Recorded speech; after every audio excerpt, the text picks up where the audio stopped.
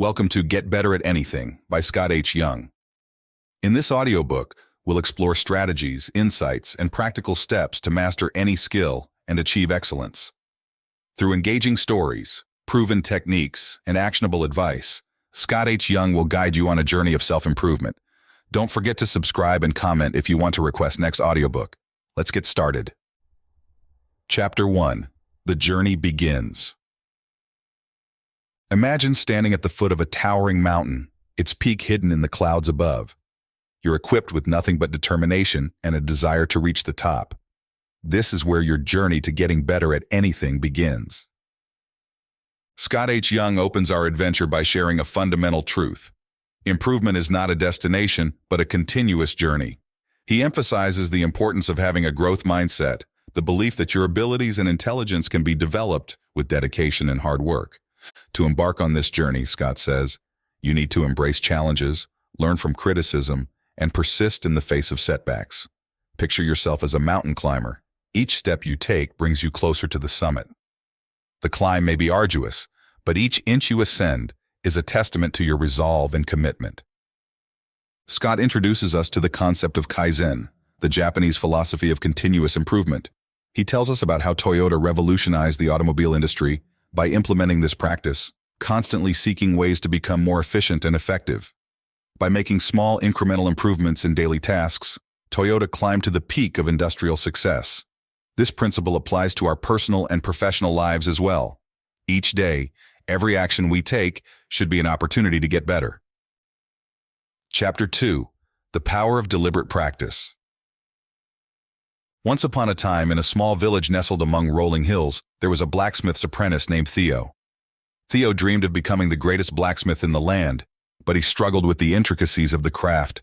His hands trembled when he held the hammer, and his heart sank whenever he saw the perfect creations of his master. One day, a wandering master blacksmith visited the village and saw Theo's potential. "Young Theo," the master said, "it's not just about working harder, it's about working smarter." This master had traveled the world and learned the secrets that transformed a novice into a maestro. Scott H. Young introduces us to the concept of deliberate practice. It's not enough to merely put in hours. How you spend those hours is what truly counts. Like Theo, you need to focus on specific goals, break tasks into manageable chunks, and seek feedback. It's about practicing with intent, pushing beyond your comfort zone, and honing your craft with precision. Theo learned to concentrate on one skill at a time, seeking advice from the master, and tirelessly honing his abilities. Over months and years, he refined his technique. He learned the exact force needed to shape the metal, the precise moment to quench the blade, and the artistry in every twist and turn. He did not just practice to affirm what he already knew, he practiced to expand what he was capable of. Scott illustrates this with the example of world-renowned musicians, athletes, and chess players who have utilized deliberate practice to achieve their accolades. Each practice session is structured with clear objectives, focused effort, and feedback loops. It's the difference between merely repeating an activity and practicing purposefully to stretch one's limits. Over time, Theo forged masterpieces that brought renown to his village. His creations weren't just products of labor, they were testimonies of deliberate practice. Chapter 3. The Mentor's Wisdom. In the city of learning, there lived a wise old mentor named Ilara.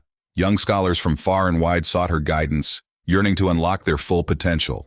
Ilara was known not just for her wisdom, but for her ability to see the potential in others and guide them to achieve it. Scott emphasizes the role of mentors in our journey to getting better. Mentors provide valuable insights, share their experience, and guide us through challenges. They serve as beacons of light that illuminate our path, showing us the pitfalls to avoid and the practices to embrace. To find a mentor, Scott advises, seek individuals who have achieved what you aspire to. Learn from their successes and failures. They've walked the path you wish to tread and can save you from countless missteps. One of Ilara's pupils, a young woman named Lyra, was struggling with mathematics. No matter how hard she studied, the numbers seemed to dance elusively before her eyes. Ilara didn't just teach her formulas, she taught her how to think critically and approach problems differently.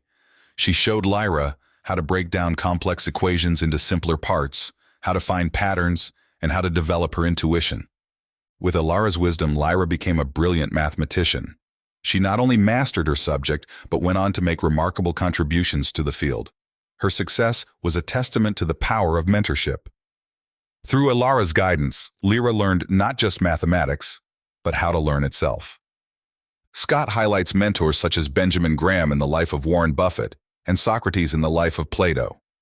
Mentorship, as Scott explains, isn't about spoon-feeding knowledge. It's about cultivating the ability to think independently and critically. Chapter 4. Overcoming Obstacles. In a land of vast deserts and treacherous landscapes, there was a warrior named Caden. His goal was to cross the desert and find the legendary oasis of wisdom. The journey was fraught with obstacles, dunes that seemed endless, mirages that played tricks on his senses, and relentless heat that bore down on him. Scott H. Young reminds us that the path to improvement is seldom smooth. We will face obstacles and failures, but how we respond to them shapes our success. It's not the obstacle itself, but our perception and response to it that determines our journey, Scott says. Caden faced sandstorms, scorpions, and fatigue. Every time he fell, he forced himself to get up, reflecting on what went wrong and how he could do better. He learned to adapt his strategies, traveling at night to avoid the heat, tracing his steps back from dead ends, and conserving his water supply. Each obstacle was not just a barrier, but a lesson. It honed his instincts, sharpened his resolve, and forged his character. Remember, says Scott, that resilience, persistence, and adaptability are key. He cites the stories of great inventors like Thomas Edison, who saw each failed attempt as a step closer to success. Edison's creations were not just born from ingenuity, but from an indefatigable spirit that refused to succumb to failure. Embrace challenges as they come and you'll emerge stronger and wiser. Caden's journey teaches us that every setback is an opportunity for growth. The desert may be harsh, but it is also a vast classroom where we learn the deepest lessons of life. Chapter 5. The Final Ascent. As you stand on the final stretch of the mountain, the summit within sight, think back on the journey you've undertaken. The path was steep, the journey long, but every step was a lesson, every setback an opportunity for growth. The summit isn't just a place, it's a state of being, a culmination of the effort, wisdom, and perseverance you've invested. Scott H. Young closes our journey by encouraging us to reflect on our progress. Improvement is a never-ending process. Celebrate your achievements, but always strive for more. The view from the summit is breathtaking, Scott says, but remember, there will always be higher peaks to climb, deeper valleys to explore. He draws on examples from history and contemporary stories, from mountaineers who, upon reaching one peak, search for the next, to scientists whose discoveries only fuel their curiosity further. These individuals understand that true mastery is a lifelong endeavor. The journey to get better at anything is lifelong, Scott concludes. Continue to seek knowledge, push your boundaries, and never stop growing. The summit today should be the base camp for your next expedition. With these words, our tale comes to an end, but your journey is just beginning. Remember the lessons from the village of blacksmiths, the city of learning, the treacherous desert, and the towering mountain. You have the tools to get better at anything. Now go forth and conquer your summits. Thank you for joining us on this journey through Get Better at Anything by Scott H. Young. We hope the stories and strategies shared have inspired and equipped you to pursue your goals with renewed vigor. Keep striving, keep growing, and remember, the journey to excellence is yours to make.